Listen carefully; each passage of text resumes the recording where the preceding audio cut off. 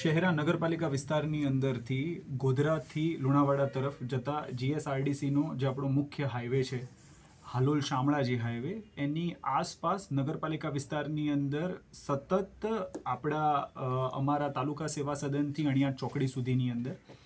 આસપાસ લોકોના લારી ગલ્લા અને વાહનોની પાર્કિંગને લીધે ઇવન ફૂટપાથ ઉપર પણ લોકો દ્વારા લારી ગલ્લા કે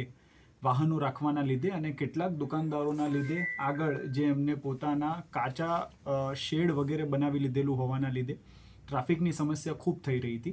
એટલા માટે હાલ જીએસઆરડીસીનું સંકલન કરીને એમના કાર્યપાલક ઇજનેર સાહેબ દ્વારા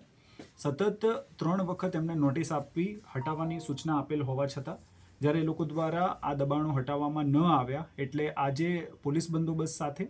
નગરપાલિકાના સ્ટાફની હાજરી સાથે જીએસઆરડીસીના કાર્યપાલક ઇજનેર શ્રી પોતે હાજર રહી અને દબાણ હટાવી રહ્યા છે. અને આજે અને કાલે 2 દિવસની અંદર બંને તરફ એમના આરઓડબ્લ્યુની અંદર જે વિસ્તાર આવી રહ્યો છે એના ઉપર કોઈએ જો સ્થાયી આવા શેડ બનાવ્યા હશે કે કોઈ લારી ગલ્લાવાળા વિધાઉટ પરમિશન આ રીતે ઊભા હશે તો એ સ્થાયી અને અસ્થાયી બંને પ્રકારના દબાણો એ તાલુકાની અમારી મામલતદાર કચેરી પ્રાંત કચેરીની ટીમ સાથે નગરપાલિકા જીએસઆરડીસી અને